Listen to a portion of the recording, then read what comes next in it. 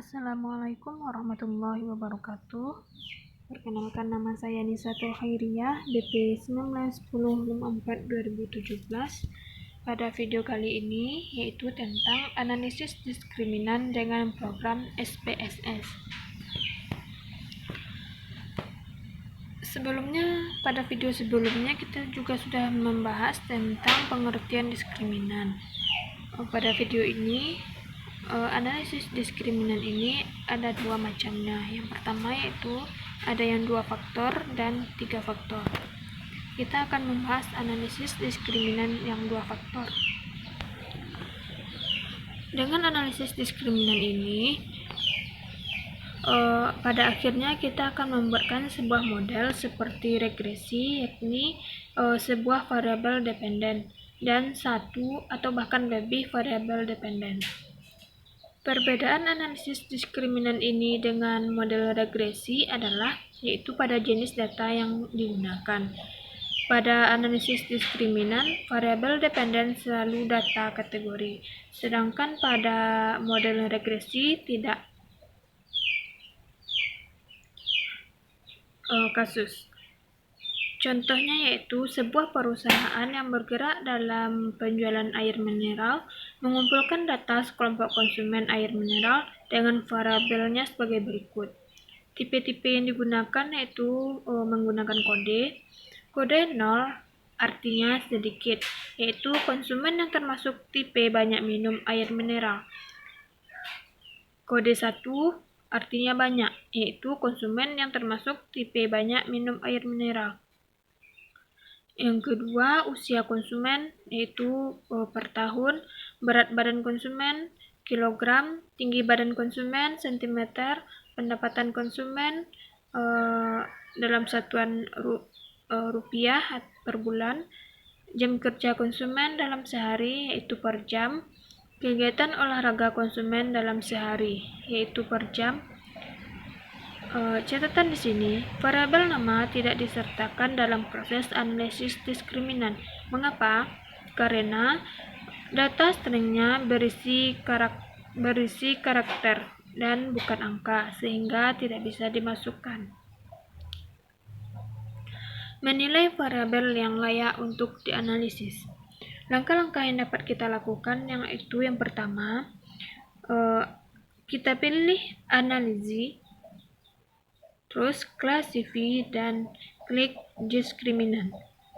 Masukkan variabel minum ke bagian grouping variabel, lalu buka ikon define range dan masukkan angka 0 pada kotak minuman dan masukkan angka 1 pada kotak maksimum. Lalu kita tekan continue. Setelah itu, masukkan variabel usia, berat, tinggi, pendapatan atau income, jam kerja, dan olahraga ke dalam kotak independen. Lalu kita klik statistik pada bagian deskriptif, lalu kita aktifkan pilihan univariate ANOVA dan box, lalu kita klik continue dan OK. Analisisnya dapat kita lihat pada tabel berikut ini, yaitu test of equality of group mean. Pada tabel ini, yaitu menggunakan lambda, will lambda. Angka will lambda itu berkisar antara 0 sampai 1. Jika mendekati 0 artinya grup cenderung berbeda.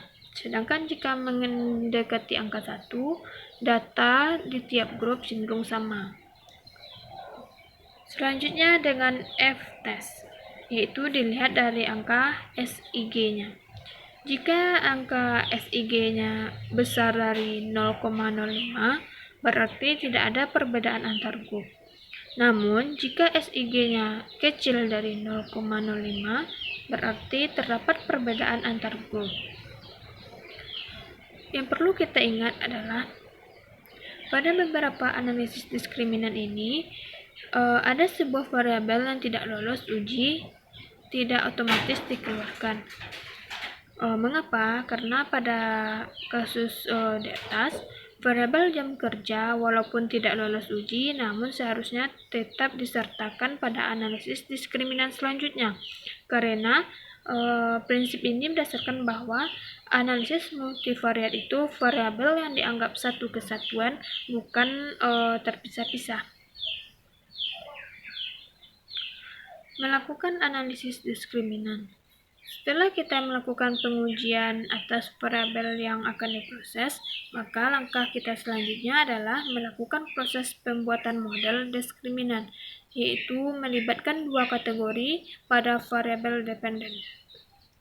Kasusnya yaitu dari uji variabel diskriminan yang berisi profil pembelian air mineral dalam kemasan. Pada kasus sebelumnya diketahui ada 5 variabel yang lolos uji, yaitu usia, berat, tinggi, income, dan olahraga. Lalu langkah selanjutnya kita adalah membuat model diskriminan dua faktor untuk kasus tersebut. Prosesnya adalah yang pertama, analisis, lalu pilih diskriminan. Setelah kita pilih diskriminan, kita masukkan variabel minum ke bagian grup variabel.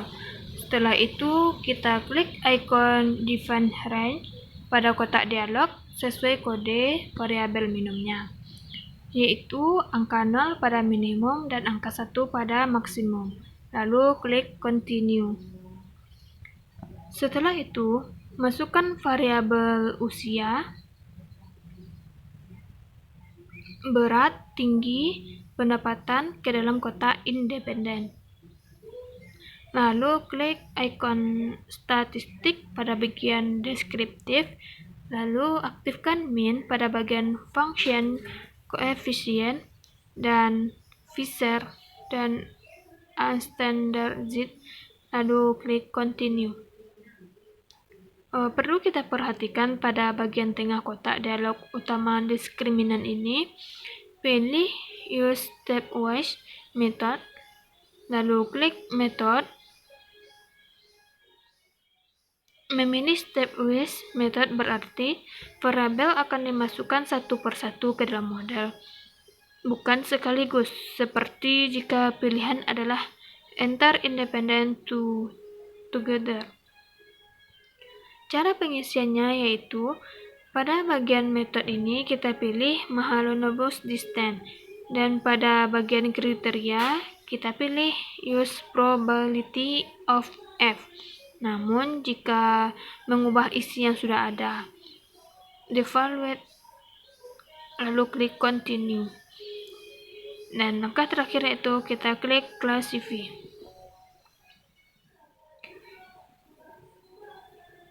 Selanjutnya yaitu analisis diskriminan 3 faktor. Contoh kasusnya yaitu 75 pembeli air mineral dalam kemasan terdiri atas usia, berat, tinggi, income, jam kerja, dan olahraga. Namun variabel ini mengembangkan variabel dependen, yaitu variabel minum dengan 3 kode. Yang pertama kode 0, yaitu artinya sedikit, kode 1 sedang, dan kode 2 banyak. Sedangkan di analisis dua faktor tadi hanya menggunakan 2 kode, yaitu kode 0 dan 1. Tujuan dari analisis ini yaitu apakah ada perbedaan yang signifikan antara ketiga tipe responden tersebut. Lalu jika memang ada, variabel mana yang membedakan perilaku minum ketiga kelompok tersebut. Setelah itu, tujuannya yang lain adalah membuat fungsi diskriminan untuk menentukan apakah seseorang termasuk pada tipe peminum, sedikit, sedang, atau banyak. Dan untuk menguji apakah fungsi diskriminan yang terbentuk mempunyai tingkat ketepatan yang cukup tinggi untuk menggolongkan ketiga tipe konsumen tersebut. Langkah-langkah yang dapat kita lakukan yaitu, pertama kita buka file diskriminan 3 faktor. Setelah itu pilih menu analisis, klasifikasi, dan diskriminan. Masukkan variabel minum ke bagian grup variabel, lalu buka icon define range sesuai kode. yaitu kode 0 pada minimum, sedangkan pada angka 2 yaitu maksimum. Lalu kita klik continue. Setelah itu, masukkan variabel usia, berat, tinggi, income, jam kerja, dan olahraga ke dalam kotak independen. Lalu klik ikon statistik. Cara pengisiannya yaitu pada bagian deskriptif ini, aktifkan pilihan univariate ANOVA. Sedangkan pada bagian function koefisien, aktifkan unstandard. Lalu klik continue. Kemudian aktifkan use stepwise method, maka secara otomatis icon method akan aktif. Pada bagian metode ini, pilih Mahalanobis distance, dan pada bagian kriteria kita pilih use probability of F. Pada bagian display, kita aktifkan kotak F for pairwise distance, lalu kita klik continue. Setelah itu, klik ikon classify.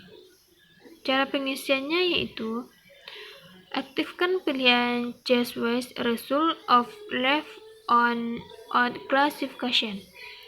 Pada bagian plot, aktifkan territorial map, lalu continue. Klik ikon save.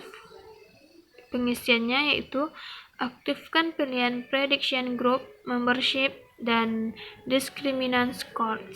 Lalu klik OK.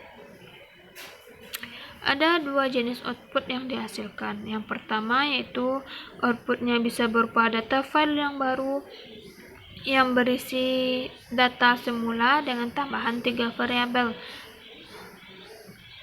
Output tersebut bisa kita lihat pada file diskriminan 3 faktor hasil. Penjelasan ketiga kolom tersebut berkaitan dengan penjelasan output lainnya.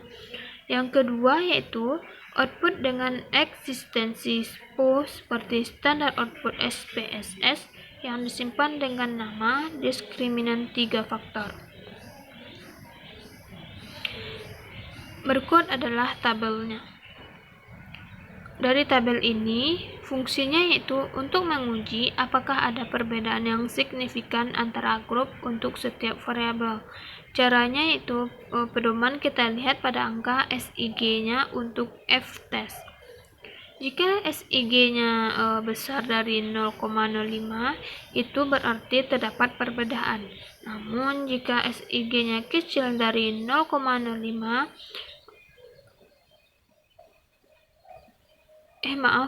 jika SIG-nya besar dari 0,05 berarti terdapat perbedaan. Namun jika kecil dari 0,05 berarti tidak ada perbedaan. Dari 6 variabel ini yaitu usia, berat, tinggi, income, jam kerja, olahraga ini hanya ada 3 variabel yang berbeda secara signifikan. Untuk 3 grup ini yaitu usia, berat, dan olahraga. Artinya apa? Perilaku minum air mineral dipengaruhi oleh usia seseorang, berat badan, dan waktu yang dihabiskan untuk melakukan aktivitas olahraga. Namun, hal ini tidak menjamin apakah 3 variabel tersebut akan dimasukkan pada fungsi diskriminan. Untuk itu, kita perlu melakukan analisis diskriminan dengan tetap menyertakan seluruh variabel yang ada, yaitu yang 6 variabel. Sekian yang dapat saya jelaskan. Terima kasih. Wassalamualaikum warahmatullahi wabarakatuh.